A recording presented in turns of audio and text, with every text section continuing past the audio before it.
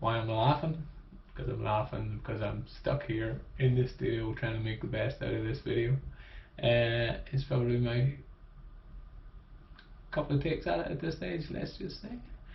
But look, there's nothing I can do. I'm here now. We're gonna make the most of it. A few things before we kick off. Obviously, thank you to all the new subscribers and all my old subscribers. The channel's gone from strength to strength, and I really do appreciate it, guys. If you haven't already and you fancy being in with a shout for winning the free coaching, as I say, leave a comment on any video this week. Make sure you're a subscriber, and you're in with a shout at the end of the month. For the next 3 months, we're gonna draw 3 lucky winners. So make sure you don't miss out on that if you would like some free coaching. And today we're going to continue on our second topic of gear that helped make my Delirious West this year what I felt was the 5 things that made a success. Last week, if you haven't already seen that video, check out my heart rate, training flow heart rate video, because I think it was definitely the number one key thing that helped my training last year. But the second thing that came very close is gear. Now, hopefully you can't hear the guy showering next door in this. I can hear him. Hopefully you can't hear him. Thankfully he's not singing, but I'm getting sidetracked. On gear, I'm not just gonna go into this is what I wore, this is how it is. I have done a gear before in my earlier videos on what gear I was intending to use for the 200 miler. Check that out. I'll try and put a card or a link to it or something, or just don't be lazy, go back and look on the playlist. This I want to talk more about why the gear was successful that I used, and kind of how I started to train with it, because I think that was the biggest thing. Last year I had some foot issues, like a lot of people this year had a lot of foot issues. I had the injury that I picked up last year on my shin, and part of it, what I think, was because I hadn't long enough time to train in my running shoes. And this year I said I wasn't going to make the same mistake. I was going to get them early, I was going to train with them for a whole year, and that's what I did. I pretty much straight after 2019 race got the shoes, stuck with the shoes. It was like, well, I know they're wide enough, so that's one thing, and that's the main thing for me. And all the rest, hopefully, if I just train consistent with them, my body will get used to running in that type of shoe. Now, for me, that worked. Anybody that's seen my race and my race reports will know that the new gear and the calf guards did not work, so don't do that. But the shoes definitely worked. For anybody that's interested, the shoes were Hoka Challengers A5, ATR5, sorry. They are a Hoka Trail shoe. They are coming in wide 2E. Now this might apply for anybody with really wide feet, the same as myself, that struggles to get into a normal pair of running shoes before I run 200 mile in them. So obviously running 200 mile, whatever shoes, whatever size of feet you are, and whatever shoes you're putting them in, allow for that expansion, allow for swelling up of the feet, lots of swelling up kind of after 200 k or 200 mile. Whether you go with a slightly smaller pair to start with and change over, the way I worked it was I had 2 pairs. I changed them 3 times, so I went out 1 pair, done kind of 100 odd k in it, took them off, done another 100 k in it, and then put the previous pair that I'd on once it kind of dried out from all the sweat and mess after that. So that's the way I work my shoes. As I say, for me, the Hokas work really well. They had enough cushioning to absorb the impact of the racing. They're, as I say, wide. They fit my feet really well with the 2E. The grip was good. I have no complaints with them, and I would safely say I would recommend them to anybody.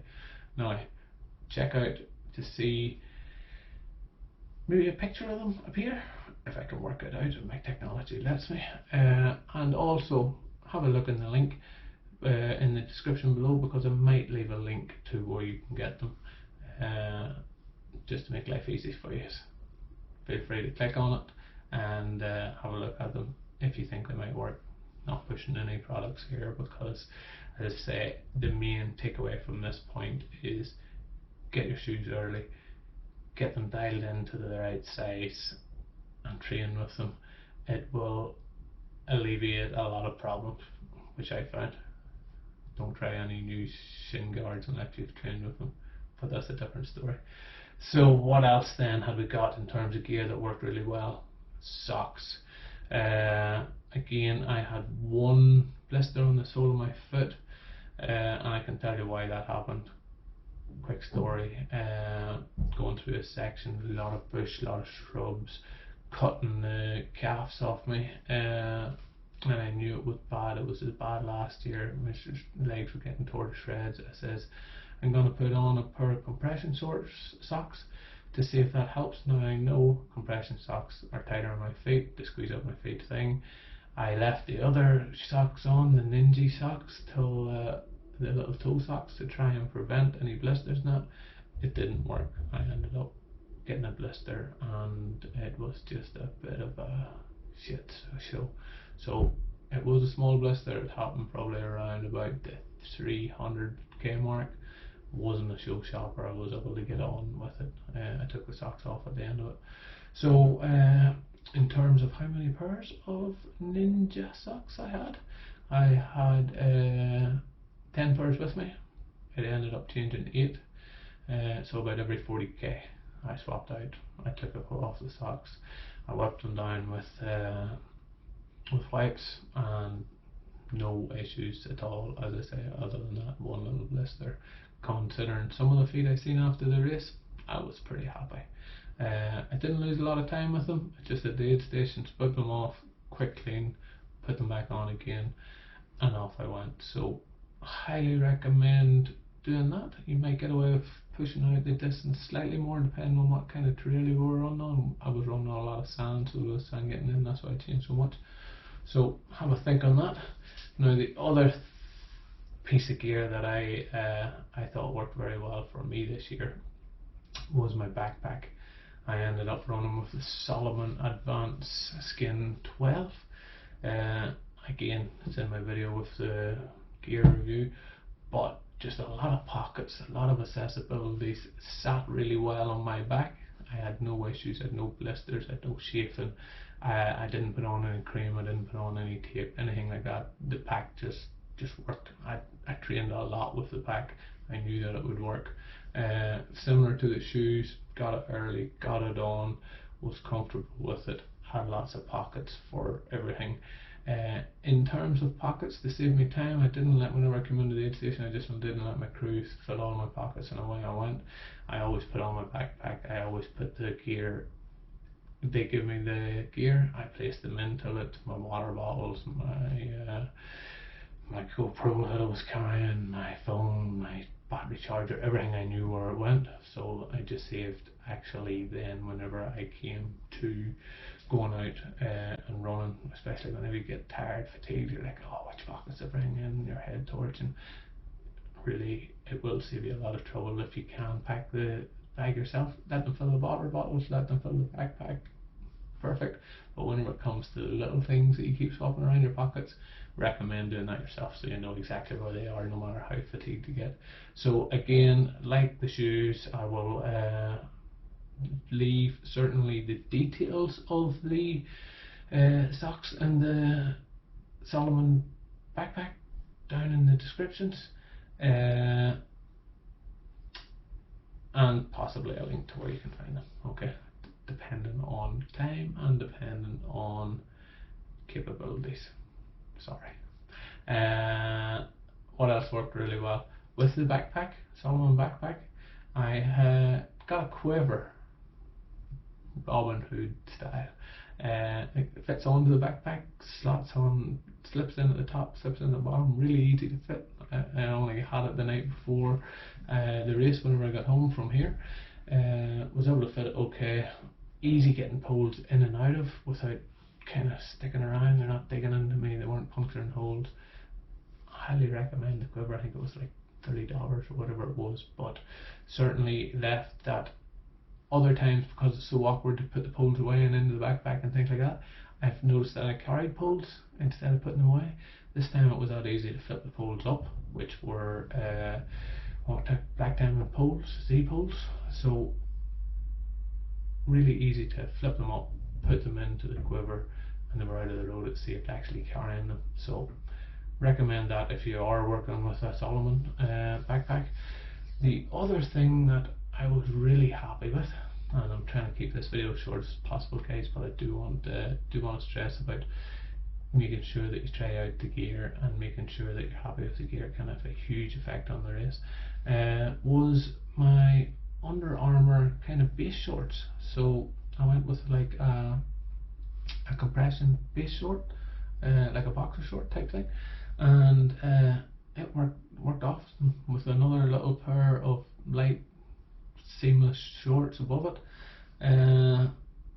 I was surprised. I was expecting to change the shorts. I had probably 5 pairs of shorts with me. I changed them once. I had a pair of 2XU compression shorts on at the start, which I wore for probably about 120k. Worked really well as well. I had no real issue with them. A little bit tight around the quads. I thought was compression them a little bit, and just too much compression. And then as things started to swell and get bigger, it was just kind of maybe my bloating started from fluid and things like that. I just decided to take them off and go with the light Under Armour ones, and a pair of just light shorts above them. And I was really shocked about how well it worked. I had trained in them before, but I was expecting to get kind of 50k, 60k and then have to change the shorts. I got to the end of the race with them. Now, smelly? Probably yes. A couple of little top-ups with lube in between times, but it wasn't that I was constantly putting on lube, it wasn't a thing. It just worked really well. Now, whether that's Under Armour or a different type of base layer, probably something to think about, because I have been in races, I've done races where chafing has pretty much killed my race. I didn't DNF, but pretty much killed any pace or anything and left a lot of pain in races. You don't want to be in that place. So I highly recommend you get your shorts right. So regardless of what race it is, whether it's a 50k, whether it's a 100k, whether it's a 200k, whether it's 200 miler, regardless of the distance, getting the right gear, having trained with the right gear, going out and trying out that gear, wearing it constantly, will make a huge difference on your race. As I say, everybody that has followed my journey, and if you haven't watched this video, you might want to watch my recap of the race. The issue and the injury that I had this year, 100%, I hold my hand up and I say I led to that injury because I wore the calf guard, because I wore the new gaiters without having tried them out. It was stupid. It's don't do what I do. Don't be stupid like Glenn. Learn from Glenn's mistake. Don't try anything new. Get all your gear on early. Glenn will not make that mistake again. Has never made that mistake before. Yeah, never. But I have definitely learned from that mistake, and moving forward I'll not make that again. So look, short video about the gear. Can't stress how important it is. There's some awesome brands out there, whether it's Salomon, whether it's Ultimate Direction, whether it's a million of them. Do a YouTube search, check out all the different gears. Whatever gear, whatever type, whatever brand, whatever you go for, make sure you try it out, make sure you're happy with it. The amount of stories I heard about people with bad chafing, backpacks rubbing, bad footwear, having to struggle through really bad blisters. All them things can have a huge negative effect on your race, guys. And as I say, regardless of distance. So please, hope you've got something from this video. I hope you have been able to get your head around my nice room my nice decor. It's pretty cool, isn't it?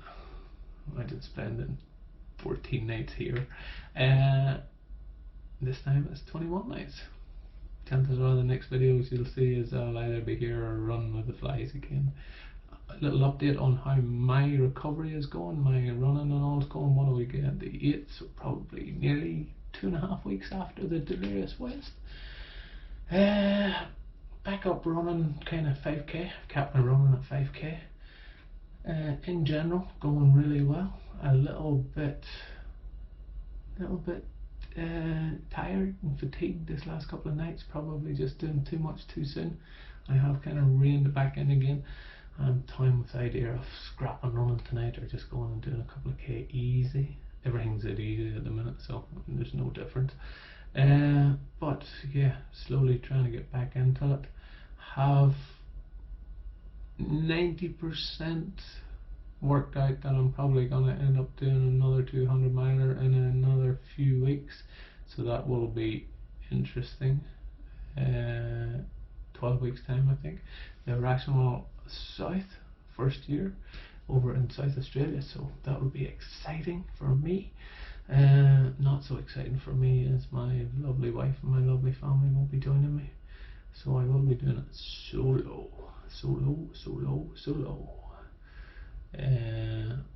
Yeah, if you happen to know anybody in South Australia hanging around on the 3rd of June to the 8th of June, I think, and fancy running a little bit in the trail, bang, leave me a comment, okay? And yeah, I'd appreciate the company. But really looking forward to getting back and getting kind of back into it. I know my heart rate's a little bit erratic, my resting heart rate at the minute, so that's how I know I'm still not recovered.